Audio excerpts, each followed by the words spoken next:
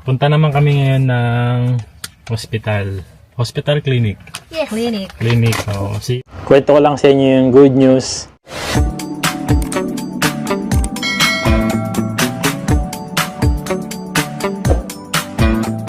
Magandang tanghali po. Time check. 2:17 PM. So, kakagising ko lang din. Nag-ayos na rin agad ako kasi susunduin ako nila Mama Aya and Yuna ng 3 PM. Kasi kailangan kong pumunta ng City Hall ngayong araw. Di bali may asikasuhin kasi ako sa City Hall. Ito yun. Ayan. Dumating na kasi yung aking Hagaki. Notification from City Hall na pwede ko nang i-receive yung aking My Number. So, last October 30, ayan, October 30, nag-renew ako ng My Number kasi hindi na siya valid. My Number kasi dito is parang ano ba sa atin sa Pilipinas? Ayan, parang ganyan sa atin sa Pilipinas. Dahil invalid na nga yung aking My Number, pinarenew ko na siya. Ayun, nakukuha ko na yung bagong My Number card ko po. Importante po kasi ngayon dito sa Japan ang My Number card. So, parang bali-balita rin by December, yung Hokenshu po namin dito, yung health insurance card, isasama na rin doon sa My Number card. Ibig sabihin kapag magpapa-check up, kailangan ng health insurance card, yung My Number card na po yung ipapakita. Parang isasama na sa isang card lahat ng mga importanteng card na meron ka. Sakto naman talaga na nagpa-renew na ako. Tapos mamaya, meron akong good news na ikukwento sa inyo. Pero pansamantala, asikasuhin ko muna ito. Si Mama Aya nasa work, si Yuna Chang nasa school, si Kuya Eiji nasa school. Si Aya kasi, 2:30 tapos nasa work. Sinusundo niya si Yuna Chang ng 2:50 sa school. Tapos 3 PM naman susunduin nila ako rito para samahan nila ako sa City Hall. Ayun. Si Kuya Eiji, mamaya pang hapon kasi ang uwi ni Kuya Eiji. So, mahaba yung tulog ko ngayon dahil from 8 AM to 2 PM, nakatulog ako 8, 9, 10, 11, 12, 1, 2, 6 hours din yun. Kasi nga may trabaho ako kagabi. So, yun. Night shift po kasi ako sa trabaho. Umaga po yung tulog ko. So, dire-diretso yung tulog ko ngayon kaya goods na ako sa 6 hours. Ayan, nandito na si Mama Aya. Paalis na rin kami. Si Yuna Chang nasa sakyan, nag-aantay. So, punta muna kami ng City Hall. Ako na ang magdadrive muna para makapagpahinga muna si Mama Aya.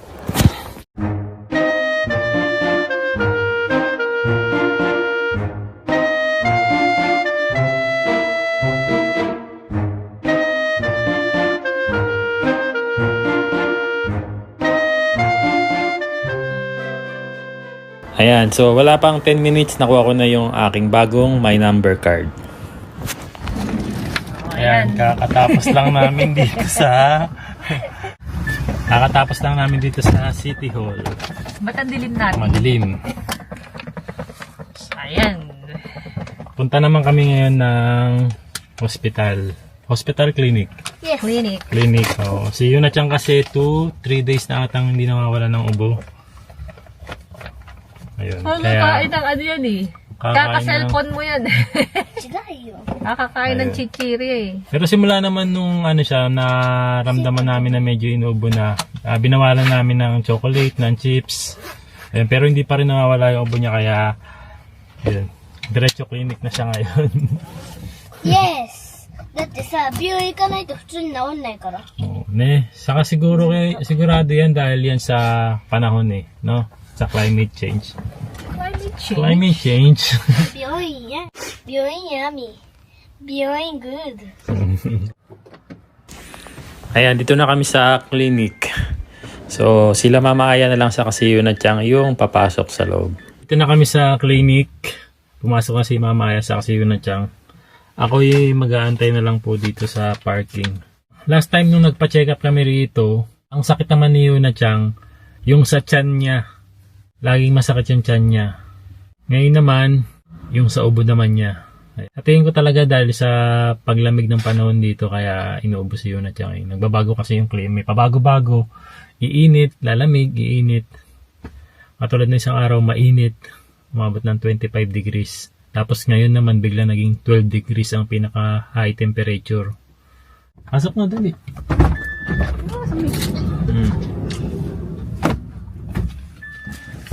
Time check 4:30. Nakakatapos lang nila sa check-up. Kamusta? Ano bro? Mada ubo-ubo? Kamusta ka? Kamusta?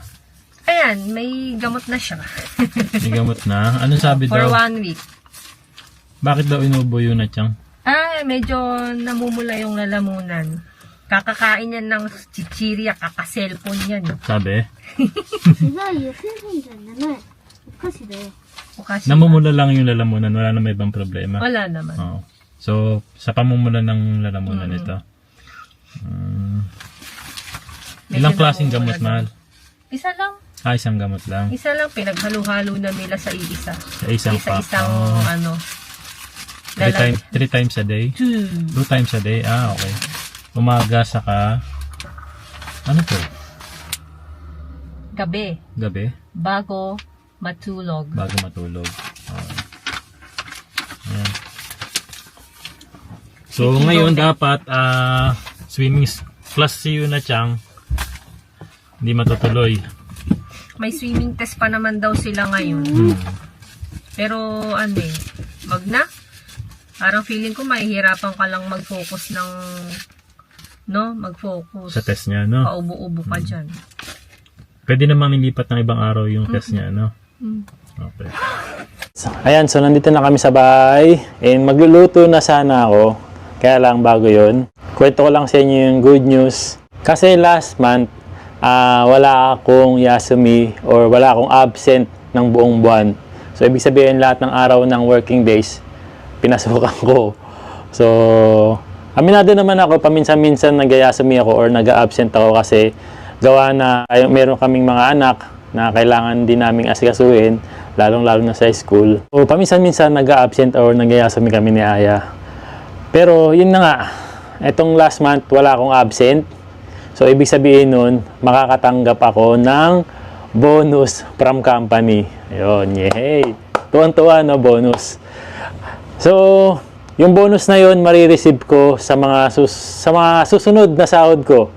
Kwento ko sa inyo kung magkano yung matatanggap nating bonus sa sahod day. Yung bonus na yun, malaking bagay na yun. Kumbaga, bukod doon sa working days na pinasok mo, na sasweldoin mo, may additional bonus ka pang marireceive from the company. Ayun. Basta kakwento ko sa inyo sa susunod.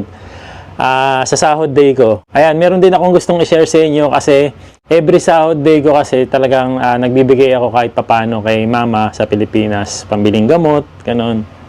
Katulad ko, marami sa atin, kapwa natin mga OFW din, na nagpapadala every month para sa mga mahal natin sa buhay.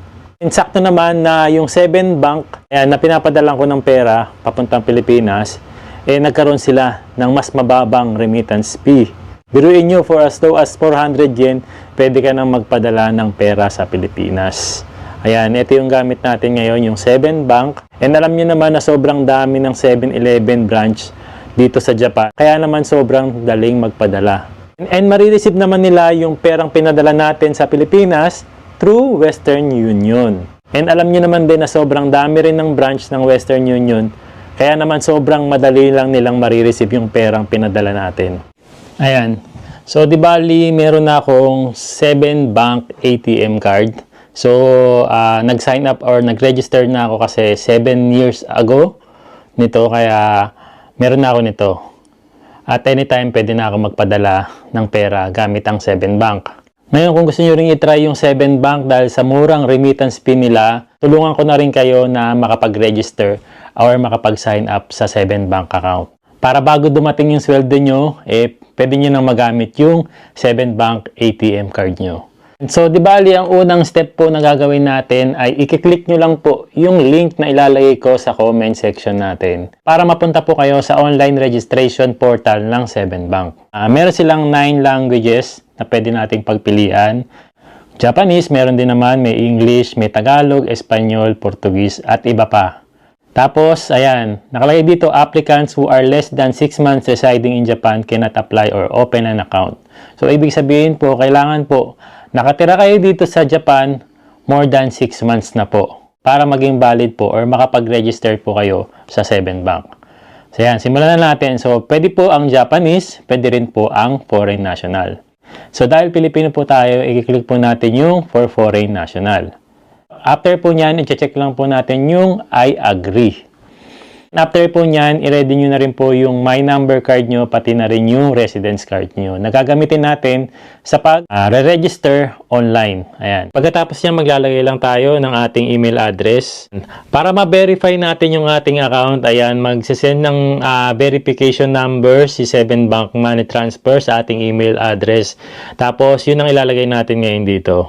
Pagkatapos nyan, pipicturean na natin yung ating My Number card, pati na rin yung ating residence card. So, sa pagpicture po ng My Number card saka residence card, yung front po saka yung back ang ating pipicturean. Pagkatapos po niyan, ilalagay na po natin yung ating personal information, pangalan, date of birth, nationality, contact number or telephone number, source of funds, kung galing ba sa salary yung ipapadala mo or galing sa asawa mo or sa pension or others, not for remittance purposes, parang mga ganun. Ayan, mamimili ka na ng language naman para sa yung ATM card. Ayan, siyempre pipiliin natin English. Tapos gusto mo rin ba ng debit card application? Libre lang naman ito. Pwede ka mag-apply and pwede ka rin naman hindi mag-apply.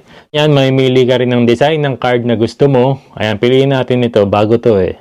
Tapos pindutin mo rin yung 4 digits number mo na gagamitin mo every time na meron kang transaction with your ATM card. After nyan, ayan, proceed na tayo sa receiver's information naman. So lalagay mo lang dito yung name, location ni receiver, yung relationship mo kay receiver, tapos country name, receiving currency, and expected frequency.